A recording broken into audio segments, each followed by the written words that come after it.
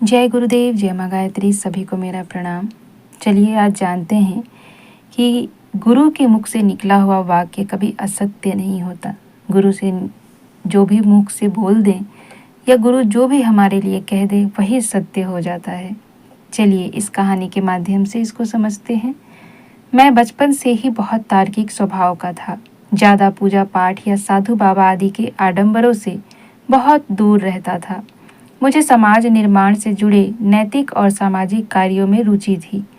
मुझे आर्य समाज से जुड़ी हुई कुछ चीज़ें पसंद थी, विशेषकर गायत्री मंत्र। 1976 की बात है। उन्हीं दिनों में पहली बार इस मिशन से परिचित हुआ। मेरे बड़े भाई के समान श्री मंगल प्रसाद लोहिया जी एक दिन मेरे पास आए और बोले कि आपको सोनी माता जी के यहाँ गायत्री यज्ञ में चलना है। चूँकि मेरी गायत्री मंत्र में श्रद्धा पूर्व से ही थी, मैं सहर्ष तैयार हो गया। मैं सोनी माता जी के यहाँ यज्ञ में पहुँचा। यज्ञ श्री कौलेश्वर तिवारी जी करा रहे थे। मैंने प्रसन्नतापूर्वक यज्ञ किया। यज्ञ के बाद तिवारी जी बोले, अब कुछ दक्षिणा दो। मैं दक्षिणा का अर्थ ठीक से नहीं समझ पाया, तो उन्होंने बताया कि अपने अंदर की कुछ बुराई यज्ञ भगवान की साक्षी में छोड़ दो। मैंने पान, नॉनवेज तथा आलस्य आदि छोड़ दिया और प्रतिदिन गायत्री मंत्र की उपासना करने लगा। लगभग 15 दिन के अंदर ही मुझे हरिद्वार जाने की प्रेरणा हुई।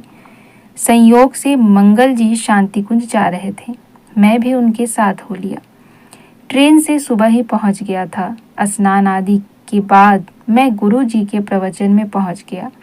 मुझे शांति कुंज के वातावरण से लगा मैं स्वर्ग में पहुंच गया हूँ। उसके बाद जब गुरुदेव का प्रवचन सुना तो लगा मैं बहुत सौभाग्यशाली हूँ जो ऐसे भगवान स्वरूप गुरु के दर्शन हुए। प्रवचन समाप्त होने के बाद मंगल जी ने मंच के पीछे मुझे गुरुदेव से मिलवाया और मेरा परिचय दिया। गुरुदेव ने कुशल क्षेम पूछा। उनके सरल व्यक्तित्व से मैं बहुत प्रभावित हुआ। वे ऐसे बात कर रहे थे जैसे मुझे बहुत पहले से जानते हों। उनका अपनापन देखकर मेरे हृदय में उनके प्रति अटूट श्रद्धा हो गई। उसके पश्चात मैं गुरुदेव से उनके कमरे में मिला। गुरुदेव ने मुझे अपने पास बिठाया, घर परिवार का हाल पूछा। मैं असमंजस में पड़ गया कि क्या उत्तर दूं। मुझे निरुत्तर देख हुए बोले, तुम हमारा काम करो, हम तुम्हारा काम करेंगे। तुम्हारी दुकानदारी, बीमारी, परेशानी सबकी जिम्मेदारी मेरी है। बस तुम मन लगाकर कार्य करना। इतना बड़ा आश्वासन पाकर मैं कृतार्थ हो गया। उस समय तो 2-3 दिन वहां रहकर मैं वापस आ गया, लेकिन शांति कुंज का आकर्षण बार बार अनुभव होता रहा। मैंने उस समय 3 शिविर एक महीने के कर डाले। इस तरह से मैं किसी न किसी रूप में शांति कुंज हमेशा महीने दूसरे महीने पहुंच ही जाता। सन 1986 की घटना है। मुझे हार्ट में कुछ परेशानी मालूम पड़ने लगी। इधर उधर कुछ दिखाया लेकिन आराम नहीं मिला। मेरे मित्र अरविंद निगम जी को इस बात का पता चला। वे तुरंत मुझे लखनऊ मेडिकल कॉलेज लेकर गए। वहाँ डॉक्टरों ने बताया कि हार्ट में प्रॉब्लम है। चूँकि इसमें दवा काम नहीं करेगी, इसलिए एक छोटा सा ऑपरेशन करेंगे। ऑपरेशन का खर्च लगभग 70,000 रुपया बताया। खर्च की राशि सुनते ही जैसे लगा कि पैरों के तले धरती ही खिसक गई। मेरे पास 5,000 रुपये भी नहीं है। 70,000 कहाँ से लाऊंगा? मैं घर वापस चला गया। मैं मानसिक रूप से बहुत परेशान था। मेरी इतनी बड़ी हैसियत भी नहीं थी कि उधार लेकर ऑपरेशन कराता। वापस करता भी तो कैसे? यह मेरे लिए उस समय असंभव ही था।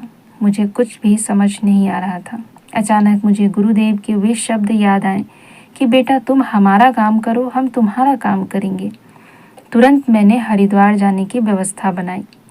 शांति कुंज पहुंचकर डॉक्टर प्रणव पांड्या जी भाई साहब को अपनी रिपोर्ट दिखाई, दवा आदि का पर्चा भी दिखाया। डॉक्टर साहब भी बोले स्थिति तो ऑपरेशन की ही बन रही है। फिर मैं गुरुदेव के पास गया, उनसे सारी बातें बताई, रिपोर्ट और सारे पर्चे भी दिखाए। गुरुदेव बोले तुम्हें कुछ नहीं होगा, तुम्हें कोई बीमारी नहीं है। जाओ मन लगाकर काम करो, खूब साइकिल चलाना, तुम्हें कुछ नहीं होगा। कहते हैं गुरु का वाक्य ब्रह्म वाक्य होता है। गुरुदेव का वह वाक्य सचमुच मेरे लिए ब्रह्म वाक्य बन गया।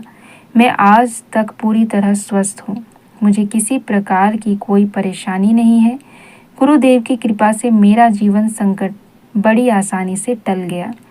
मैं उस परम सत्ता का बहुत ऋणी हूँ जिन्होंने मुझ अकिंचन पर अहेतुक कृपा की। मैं आज भी तन मन से गुरु कार्य में संलग्न हूँ। बिजलेश्वरी प्रसाद, कसेरा चौक बाजार, बलरामपुर, उत्तर प्रदेश। तो ऐसी ऐसी घटनाएं पूज्य गुरुदेव के समय थी। बस पूज्य गुरुदेव ने ये कहा ना कि मन लगाकर अपना काम करना, यानी कि पूर्ण श्रद्धा और विश्वास के साथ हमें उनका काम करना है, तो वो हमारा काम भी अवश्य करने लग जाते हैं। सब कुछ हमारी श्रद्धा और विश्वास पर निर्भर है, हमारे नेक विचारों पर, श्रेष्ठ विचारों पर निर्भर है। जब हम इन सब चीज़ों को एक साथ सम्मिलित कर लेते हैं, तब गुरुदेव ऐसे ही हमारी सहायता भी करने के लिए दौड़े दौड़े चले आते हैं और हमें उनकी कमी महसूस नहीं होने देते। इसीलिए गुरुदेव के मुख से निकला हुआ हर एक वाक्य ब्रह्म वाक्य है। उन सभी बातों को अनुसरण करें, उन पर किसी भी प्रकार का तर्क वितर्क ना करें, क्योंकि गुरु कोई साधारण व्यक्ति नहीं होता, वह स्वयं ब्रह्म होता है। उसके मुख से निकली हुई हर वाणी ब्रह्म की वाणी होती है। इसी बात को मानकर, इसी श्रद्धा और भक्ति विश्वास के साथ अपने जीवन में हर कार्य को गुरु को समर्पित करते हुए आगे बढ़ते जाना चाहिए। सभी कार्य खुद ही पूर्ण होते चले जाएंगे। कैसे हो जाएंगे, कब हो जाएंगे, किसके माध्यम से हो जाएंगे, यह आपको भी समझ में नहीं आएगा कि यह सब कुछ कैसे हो गया, किसने कर दिया।